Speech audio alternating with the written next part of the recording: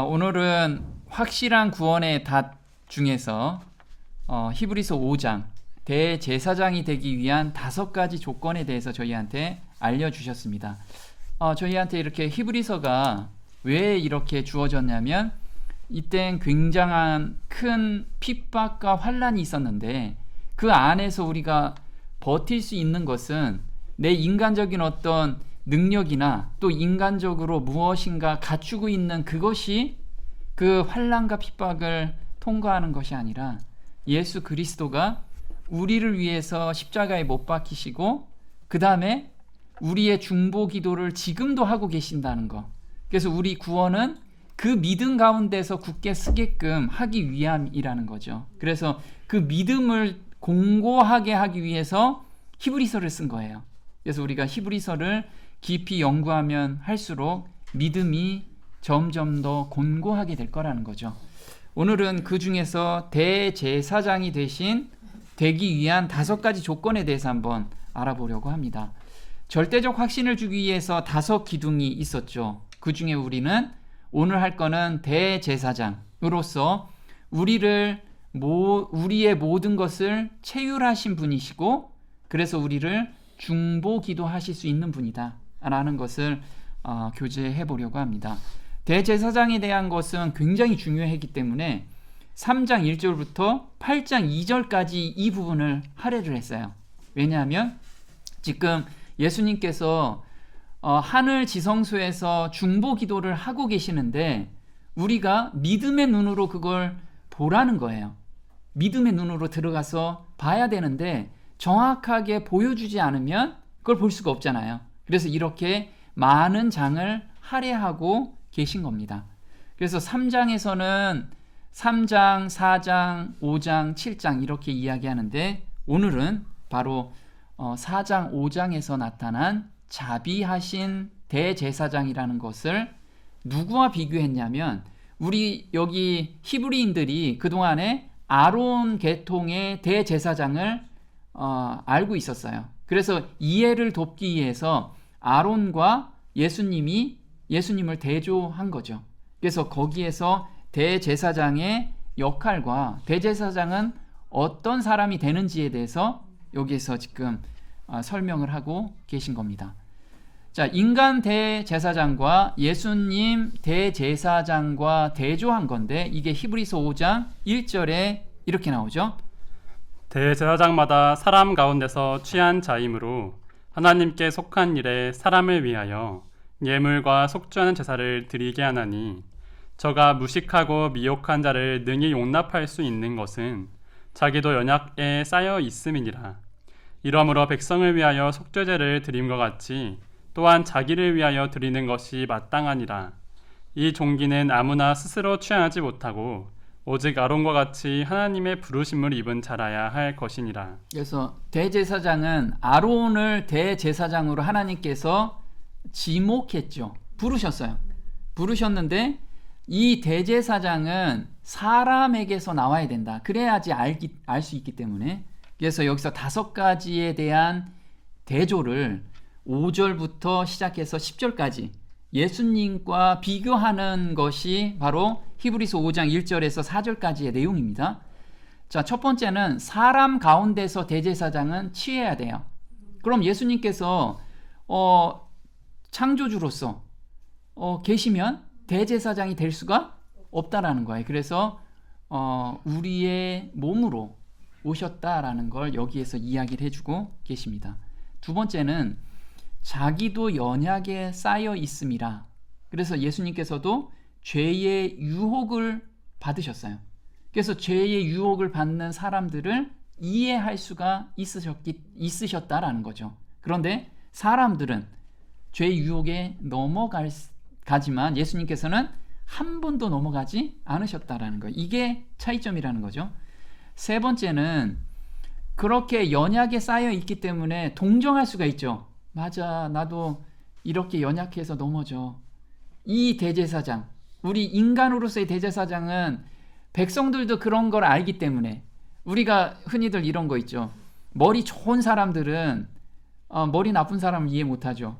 그래서 공부 잘하는 사람들이 과외를 잘 못해요. 왜냐하면 진짜 공부 못하는 사람이 어디가 부족한지 모르기 때문에. 그와 마찬가지로 백성을 위해서 속죄제들 드림과 같다. 그래서 대제사장은 자기도 연약에 쌓여 있기 때문에 백성들을 위해서 그 중보기도를 드릴 수 있었다라는 거죠. 그게 세 번째고, 네 번째는 자기를 위하여 속죄를 드렸어요. 대제사장은 1년에 한 번씩 지성소에 들어갈 때 자기를 위해서도 드렸죠. 왜냐하면 자기가 넘어졌기 때문에. 그리고 다섯 번째는 아론과 같은 계통에 있는 자만이 대제사장이 될 수가 있었습니다. 다른 계통에서는 대제사장이 나올 수가 없었다라는 거죠. 이것은 하나님이 정하신 거라는 거예요. 마찬가지로 그럼 예수님도 이 다섯 가지에 다 대조를 해야 되죠. 이 다섯 가지와. 그래야 이해할 수가 있다라는 거예요. 자, 예수님께서는 사람 가운데서 취함을 받고 부르심을 받은 자여야만 된다라는 거예요. 아무나 다 대제사장 될 거야 이러면서 대제사장이 될 수가 없다라는 거죠. 그래서 사람 가운데서 취하시고 부르심을 받는다라는 것은 히브리서 5장 1절하고 5절인데, 대제사장마다 사람 가운데서 취한 자이므로, 그리고 5절에는 이 존귀는 아무나 스스로 취하지 못하고 오직 아론과 같이 하나님의 부르심을 입은 자여야만 된다라는 거죠. 그럼 예수님께서도 이 조건이 맞아야겠죠. 그래서 예수님께서 이 조건을 맞추는 건데, 히브리인들한테 이 조건을 설명한 것이 출애굽기 28장 1절입니다. 너는 이스라엘 자손 중 내 형 아론과 그 아들들 곧 나답과 아비후와 엘르아살과 이다말을 그와 함께 내게로 나아오게 하여 나를 섬기는 제사장 직분을 행하게 하되, 내 형 아론을 위하여 거룩한 옷을 지어서 영화롭고 아름답게 할지니. 네, 지금 모세에게 하나님께서 대제사장을 뽑으라고 말씀을 하시는데, 그게 바로 내 형 아론과 그 아들들이라는 거죠. 그래서 아론의 계통에서 대제사장을 삼아라. 자, 그럼 예수님도 이러겠죠. 히브리서 5장 5절에 이렇게 나옵니다. 또한 이와 같이 그리스도께서 대제사장 되심도 스스로 영광을 취하심이 아니요 오직 말씀하신 이가 저더러 이르시되 너는 내 아들이니 오늘날 내가 너를 낳았다 하셨고. 네, 여기서 말씀하시는 게 스스로 영광을 취하심이 아니요 하나님께서 낳으셨다라는 거예요. 하나님께서 인간으로 낳게 하셨다라는 거예요. 여기서 스스로 영광을 취하심이 아니다라는 것은 요한복음 8장 28절에 이렇게 나옵니다. 이에 예수께서 가라사대 너희는 인자를 든 후에 내가 그인 줄을 알고 또 내가 스스로 아무것도 하지 아니하고 오직 아버지께서 가르치신 대로 이런 것을 말하는 줄도 알리라. 내가 내게 영광을 돌리면 내 영광이 아무것도 아니오니와 내게 영광을 돌리시는 이는 내 아버지시니. 지금 예수님께서 신성도 가지고 오셨어요. 그죠? 인성과 신성이 함께 하셨다라는 거죠. 그런데 예수님께서 나는 신성의 능력이 있기 때문에 스스로 모든 죄를 이기고 스스로 모든 능력을 행하셨다라고 하면 스스로 영광을 받겠죠. 그런데 예수님께서는 그 스스로 한 것이 아무것도 없고 하나님을 온전히 의지하면서 사셨기 때문에 하나님께서 영광을 받으셨다라는 거예요. 하나님께서. 그래서 하나님께서 영광을 받으시면서 영광스럽게 하셨다라고 한 것이 말씀을 이렇게 나누죠. 그리고 내 아들이니 오늘날 내가 너를 낳았다. 여기 원어에서는 오늘이라고 말씀을 하세요. 그래서 오늘 내가 너를 낳았다. 그래서 예수님께서는 육신으로 나시기도 하고 매일같이 하나님께 기도하면서 매일같이 새롭게 나셨다라고 말씀을 하고 계십니다. 로마서 8장 3절에 이렇게 나오죠. 율법이 육신으로 말미암아 연약하여 능히 하지 못하는 것을 하나님께서는 하셨나니 곧 자신의 아들을 죄 많은 육신의 모양으로 보내시고 또 죄로 인하여 육신 안에서 죄를 정죄하셨느니라. 지금 보면 사람 가운데서 취함을 받았다라는 것을 지금 증명하고 있는 거예요. 그래서 예수님께서는 신으로 오신 게 아니라 죄 많은 육신의 모양으로 오셨다라는 거예요. 그래서 육신 안에서 죄를 정죄했다라는 것은 죄를 온전히 승리했다라고 지금 이야기를 하고 계시는 거죠. 그래서 죄 많은 육신의 모양이라는 것은 또 갈라디아서 4장 4절에 이렇게 이야기를 하고 있습니다. 때가 참에 하나님이 그 아들을 보내사 여자에게서 나게 하시고 율법 아래 나게 하신 것은 율법 아래 있는 자들을 속량하시고 우리로 아들의 명분을 얻게 하려 하심이라. 그래서 예수님께서는 여자에게 나게 하시고 율법 아래 나게 하셨다라는 거예요. 율법 아래. 그래서 예수님은 4,000년간 타락의 영향을 받은 몸으로 오셨어요. 본성으로. 본성을 가지고 오신 거죠. 근데 죄는 없으셨다라는 거예요. 자, 죄의 유혹을 받고 죄에 넘어갈 수도 있었지만 승리하셨다. 그래서 히브리서 5장 2절에 그가 무지한 자들과 길에서 벗어난 자들을 불쌍히 여길 수 있음은 이렇게 됐어요. 그래서 무지한 자들과 길에서 벗어난 자들을 쉬운 성경으로 하면은 잘 알지 못하는 사람들과 잘못을 저지르는 사람들, 이거라는 거예요. 그래서 하나님을 모르면서 죄 가운데 빠진 사람이 있고 하나님을 알지만 죄 가운데 빠지는 사람이 있잖아요. 이 모든 사람을 다 불쌍히 여길 수 있었다라는 거예요. 연약에 쌓여 있었기 때문에. 자, 자신도 연약에 쌓여 있었죠. 예수님도 연약에 쌓여 있었습니다. 그게 히브리서 5장 7절에 이렇게 나오죠. 그는 육체에 계실 때에 자기를 죽음에서 능히 구원하실 이에게 심한 통곡과 눈물로 간구와 소원을 올렸고 그의 경외하심을 인하여 들으심을 얻었느니라. 네, 예수님께서도 이 땅에 계시면서 심한 통곡과 눈물로 간구와 소원을 올렸대요. 그런데 이것은 하나님을 경외하심으로 말미암아, 경외한다는 마음으로. 그러면 경외한다라는 것은 나의 모든 문제를 하나님께 온전히 맡기고 드린다라는 뜻이죠. 그 마음을 가지고 온전히 승리하셨다라는 거예요. 그래서 히브리서 4장 15절에는 우리에게 있는 대제사장은 우리 연약함을 체휼하지 아니하는 자가 아니요. 체휼하다라는 건 경험하지 아니하는 자가 아니요. 모든 일에 우리와 한결같이 시험을 받은 자로되 죄는 없으시다. 그래서 어떻게 하면 죄가 없어지나요? 경외하는 마음을 가지면, 모든 일에 경외하는 마음을 가지면 죄가 없을 수 있다라는 거예요. 자, 죄가 없다라는 것은 이렇게 이야기를 하고 계세요. 예수님께서는 죄 없는 아담이 결코 할 필요가 없던 것을 항상 하지 않으면 안 되셨다. 즉 당신의 아버지 뜻에 끊임없이 잠재적으로 반대하는 내적 의지, 나의 뜻을 부인하지 않으면 안 된다는 것이다. 이 투쟁은 그가 나의 원대로 마옵시고 아버지의 원대로 하옵소서 라고 고민 중에 기도하시던 겟세마네에서 절정에 이르렀다. 지금 예수님께서는 죄가 없으셨다라고 하는 건 예수님은 하나님이셨기 때문에 당연히 죄가 없잖아요. 이게 아니라는 거죠. 우리와 똑같은 유혹을 받으셨고 똑같이 넘어질 수 있으셨다라는 거예요. 또 한번 보겠습니다. 그러한 내적 투쟁은 우리의 타락한 본성의 외침들을 아는 분에게만 가능한 일이다.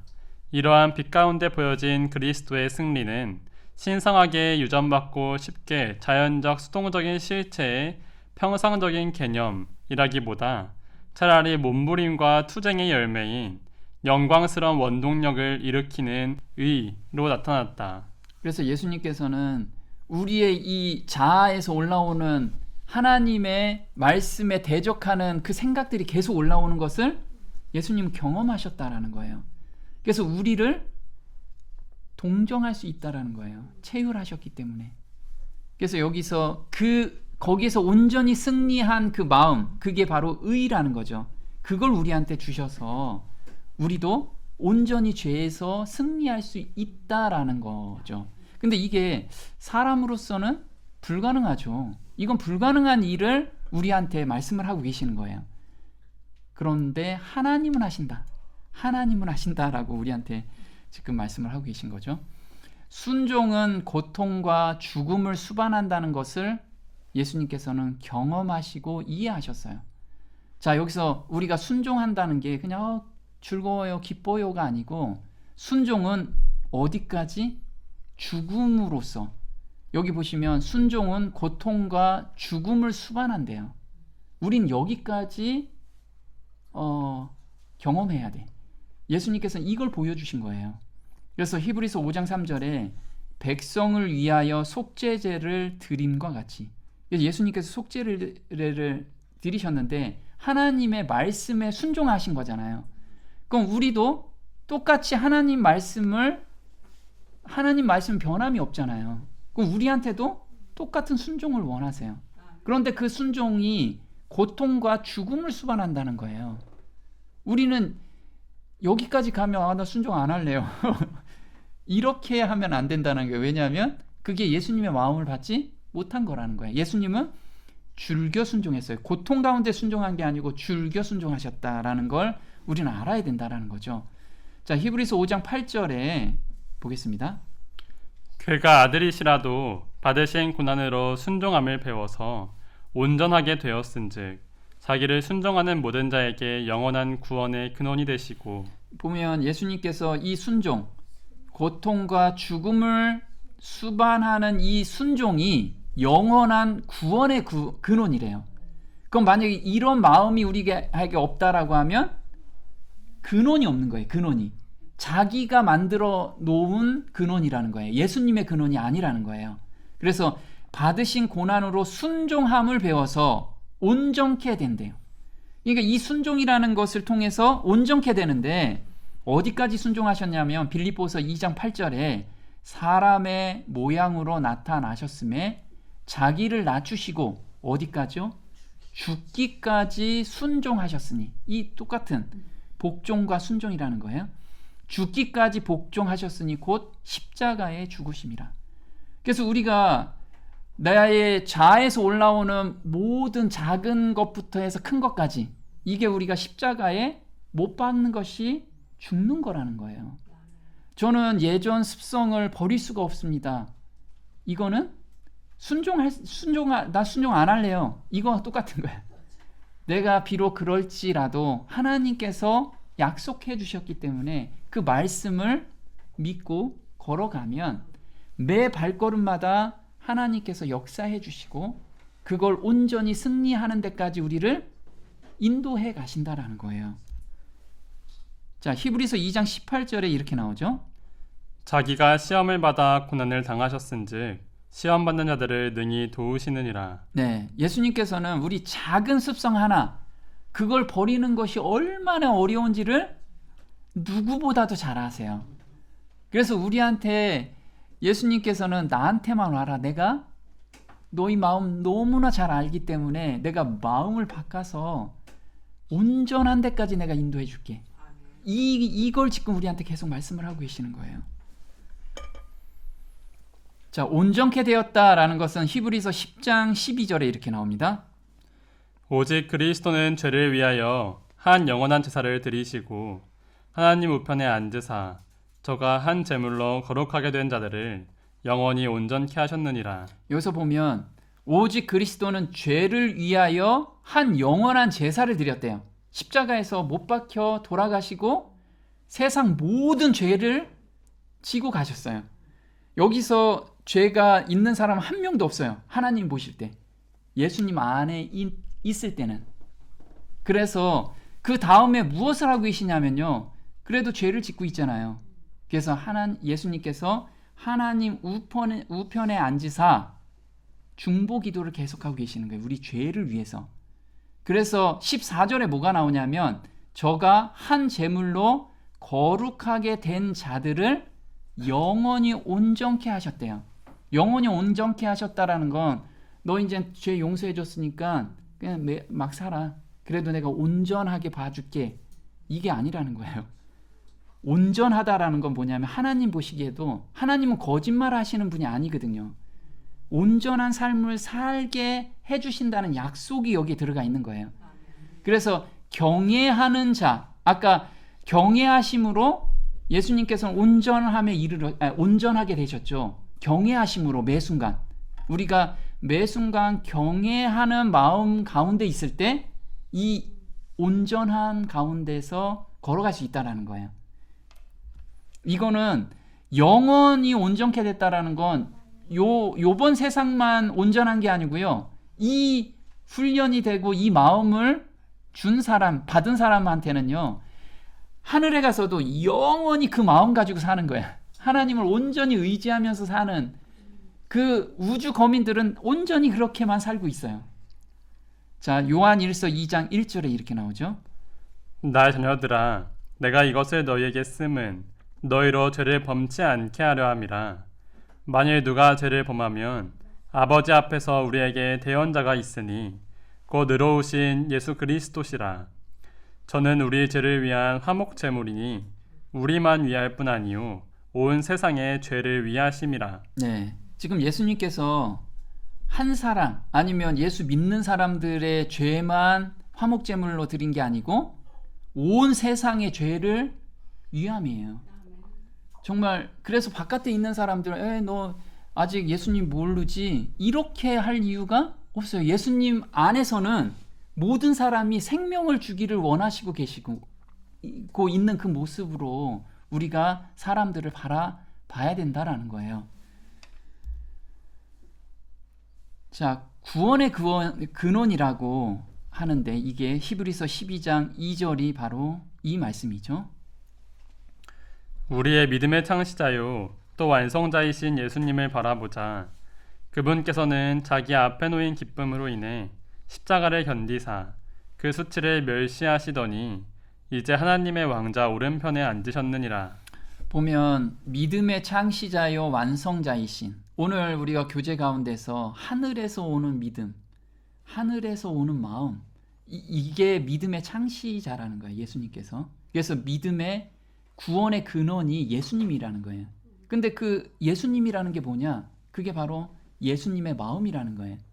예수님이 완성해 놓으신 그 마음, 그게 창시할 뿐만 아니고 완성까지 해 가신다는 거예요. 우리 행동까지 다 바꿔주신다라는 거예요. 그래서 빌립보서 1장 6절에 이렇게 나오죠. 너희 안에서 선한 일을 시작하신 분께서 예수 그리스도의 날까지 그 일을 이루실 것 바로 이것을 나는 확신하노라. 지금 빌립보서를 쓴 지금 바울 형제가 그 얘기를 하고 있죠. 너희 안에 선한 일을 시작하신 분, 그러면 믿음을 창시하신 분, 그분께서 완성까지 하신다라는 걸 계속해서 반복하고 계세요.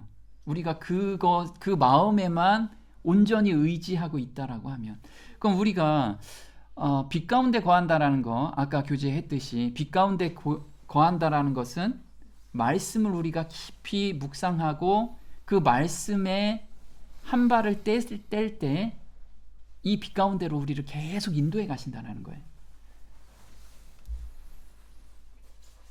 한번 보겠습니다. 그리스도는 그를 믿는 모든 자에게 구원을 주시는 하나님의 능력이다. 그는 그의 모든 죄를 포기하는 지점에까지 와야 하며 빛이 그의 길을 비추어주는 정도에 따라 그 빛을 차례로 받아들여야 하는 것이다. 그는 단순히 그리스도의 피로 마련된 값없이 주시는 풍성한 은혜를 믿음으로 붙잡는다. 네, 여기서 보면요, 그를 믿는 모든 자에게 구원을 주시는 하나님의 능력이래요. 누가요? 그리스도가 예수님께서 하나님의 능력인데, 그분은 우리 마음속에 들어오셔서 무슨 일을 하시냐면 모든 죄를 포기하는 지점까지 우리를 인도하신다라는 거예요. 만약 이걸 믿는 것이 믿음이라는 거예요, 우리가. 자, 그 길은 정말 힘든 길이죠. 근데 우리한테 하라고 하면 땅에서 올라오는 믿음이에요. 불가능한 믿음이죠. 근데 하늘에서 오는 믿음이기 때문에 우리한테 비춰준 그 빛에 차례대로 우리가 순종만 하면 하나님께서 거기까지 누구나 다 잘하게 해주신다라는 거예요. 또 보겠습니다. 그가 예수를 따르면 그는 빛 가운데서 겸손히 행할 것이며 빛 가운데서 기뻐하고 그 빛을 다른 사람들에게 나누어 줄 것이다. 믿음으로 의롭다함을 받았기 때문에 그는 그의 모든 생활에서 기쁨으로 그분의 말씀을 순종한다.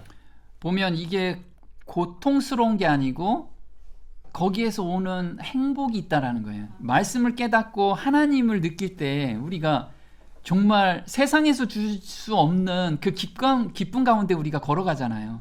그거라는 거예요. 그 기쁨 가운데 우리가 중독이 돼서 걸어간다. 중독이 된다. 우리는 지금 세상에 있는 것에서 중독돼 있기 때문에 새롭고 산 길이 필요한 거예요. 하늘에서 주는 기쁨에 중독이 되는 그런 것이 우리한테는 필요한데 예수님께서 그 근원이 되신다라는 거죠.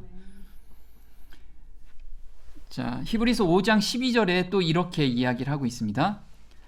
때가 오래므로 너희가 마땅히 선생이 될 터인데 너희가 다시 하나님의 말씀의 초보가 무엇인지 누구에게 가르침을 받아야 할 것이니 젖이나 먹고 단단한 식물을 못 먹을 자가 되었도다.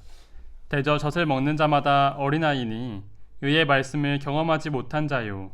단단한 식물은 장성한 자의 것이니 저희는 지각을 사용함으로 연단을 받아 선악을 분별하는 자들이니라. 자, 말씀의 초보가 무엇인지 누구에게 가르침을 받아야 할 것이니 젖이나 먹고 단단한 식물을 못 먹는 자라는 거예요. 이게 어린아이라는 거죠. 이게 무슨 이야기냐면 우리가 말씀의 빛을 받았어요. 그런데 거기에 순종이 안 돼. 자꾸만 넘어지고 자꾸 다른 길로 가요. 그거는 뭐냐면 의의 말씀을 경험하지 못한다는 거예요. 경험인 건 지식적으로는 받아들였는데 경험이 안 되는 것은 어린아이라는 거예요. 소화를 못 시키기 때문에. 그런데 단단한 식물은 장성한 자의 것이니 장성한 자는 지각을 사용함으로 연단을 받아 훈련을 받아 선악을 분별하는 자다라고 나와요. 자, 선악을 분별하는 것은 아담과 하와도 선악을 분별했어요. 그렇죠? 그런데 여기서도 똑같이 선악을 분별하는 자라고 이야기를 하고 있습니다. 왜냐하면 선악을 분별했을 때 우리는 선을 선택할 수 있는 능력을 받기 때문에 장성한 자라고 하는 거예요. 그래서 우리는 이 지점까지 하나님께서 계속 인도하신다는 약속을 믿고 오늘 비춰진 빛에서 우리는 온전히 순종하는 그 마음을 달라고 매달리면서 오늘을 걸어가야 돼요. 이게 우리한테 주어진 약속을 믿고 가는 믿음의 생활이라는 거죠. 자, 장성한 자라는 것은 골로새서 1장 28절에 이렇게 나오죠. 우리가 그를 전파하여 각 사람을 권하고 모든 지혜로 각 사람을 가르침은 각 사람을 그리스도 안에서 완전한 자로 세우려 함이니. 지금 여기서 보면 이론적으로 가르친다. 이것도 굉장히 중요하죠. 그런데 장성한 자는 의의 말씀을 경험한 자라고 이야기를 해요. 이 여기서 가르치는 건 뭐예요? 경험을 가르치라는 거예요. 말씀과 함께 경험을 가르쳐서 어디까지? 그리스도 안에서 완전한 자로 세우려 함이라. 그래서 나는 도달하지 못했는데 가르칠 수가 없어요. 그렇죠? 그래서 우리는 듣는 것과 경험하는 것이 같이 가져야 돼요. 이게 하나님께서 원하는 거라는 거예요. 자, 완전한 자라는 게 무엇인지 한번 볼게요. 믿음으로 하나님의 계명을 지키는 사람은 누구나 아담이 범죄 전에 살았던 죄 없는 상태에 도달할 수 있다. 우리가 자신을 그리스도께 굴복할 때 우리는 그분의 생애를 살게 된다. 이것이 바로 그분의 의의 옷을 입는다는 뜻이다. 자, 우리가 의의 옷을 입는다라는 것은 어떤 거냐면 굉장히 높은 표준이에요. 그죠? 아담이 범죄 전에 살았던 죄 없는 상태에 도달하는 것까지 우리는 불가능하죠. 불가능해요. 하나님 저 불가능해서 안 할래요. 이건 믿음이 없는 거라는 거예요. 하나님은 약속하셨기 때문에 하나님의 말씀은 결코 헛되이 돌아가지 않는다라는 거예요. 반드시 이루고 우리한테 반드시 이루어진 상태에서 하나님께 이 말씀이 간다는 거죠. 또 보겠습니다. 우리가 우리의 죄악을 인하여 창에 찔리신 그리스도를 바라볼 때 우리는 하나님의 율법을 범하면서 당신의 은총 가운데 머물러 있게 될 수 없음을 깨닫게 될 것이며 우리는 죄인들로서 그리스도의 공로를 붙잡고 죄 짓는 일을 그쳐야 한다는 것을 깊이 느끼게 될 것이다. 그렇게 될 때에 우리는 하나님께 가까이 나아가게 된다. 하나님의 사랑에 대하여 올바른 견해를 갖게 되자마자 그 사랑을 모욕하는 기질을 버리게 될 것이다. 우리가 계속해서 죄를 짓고 넘어지는 것은 무엇 때문에 넘어지냐면 하나님의 사랑에 대하여 올바른 견해를 갖지 못했기 때문에. 만약에 하나님의 사랑에 대해서 올바른 견해를 갖게 되면 우리의 그 죄된 습관을 미워하게 된다라는 거예요. 나 이거 안 해야지 이렇게 매달려서 결코 없앨 수는 없지만 하나님의 사랑에 대한 올바른 견해를 깨달을 때 그게 싫어진다라는 거예요. 자, 그러면 죄를 한 번도 안 지으려고 자신의 의지로서 사는 완전주의를 말하는 거냐? 자, 그리스도인은 죄를 한 번도 안 지은 자가 아니라 죄를 지었을 때 진정으로 회개하는 경험과 용서받는 경험을 가진 자가 참된 그리스도인이라는 거예요. 죄 가운데서 머물러 있는 게 아니고 온전한 용서의 경험까지 가는 것이 참된 그리스도인이라고 지금 이야기를 하고 있죠. 요한 1서 1장 8절에 이렇게 나옵니다.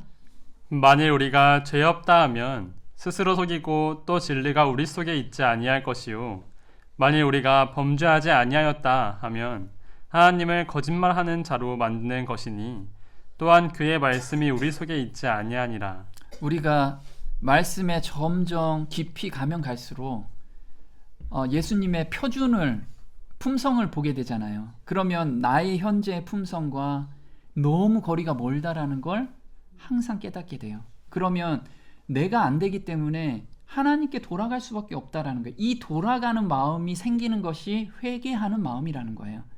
그래서 내가 지금까지 버리지 못한 것은 하나님께 온전히 매달리면서 예수님의 품성을 닮아가고 싶은 그런 갈망이 계속 생긴다라는 거예요. 그럼 우리가 다다랐다라는 지점이 없겠죠. 계속 우리는 푯대를 향해서 달려간다라는 거예요. 자, 하나님께서 원하시는 완전이란 매일 헌신하고 새 마음을 받는 것. 그러니까 하나님을 경외하는 마음으로 하루를 사는 것을 완전이라고 보는 거예요. 한번 보겠습니다. 서로에게 거짓말을 하지 마십시오. 이제는 과거의 잘못된 삶에서 진정으로 벗어나야 할 때입니다. 여러분의 삶 속에 새로운 삶이 시작되었습니다. 여러분은 새 생활 가운데 더욱더 새로워져 가고 있습니다. 이것은 여러분을 창조하신 그분의 모습을 닮아 가는 것입니다. 이 삶 속에서 하나님을 아는 참된 지식이 점점 더 자라날 것입니다. 그래서 우리가 지식이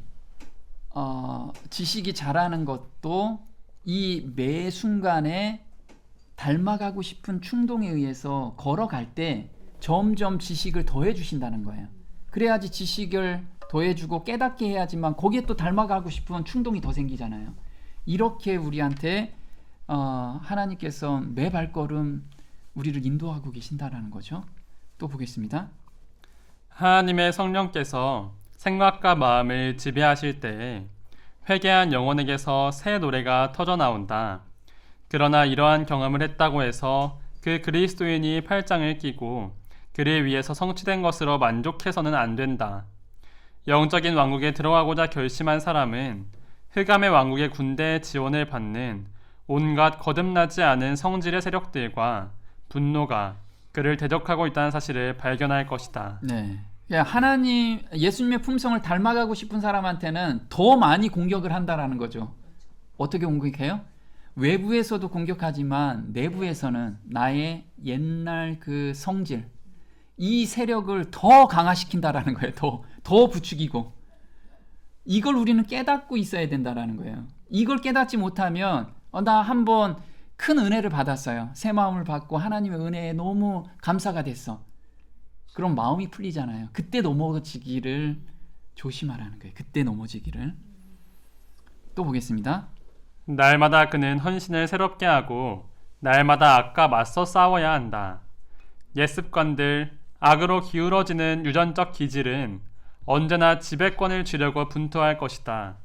이것들에 대하여 그리스도인은 언제나 경계해야 하며 그리스도의 능력으로 승리하고자 분투 노력해야 한다. 네, 우리한테는 날마다 그는 헌신을 새롭게 하고 날마다 악과 맞서 싸워야 한다.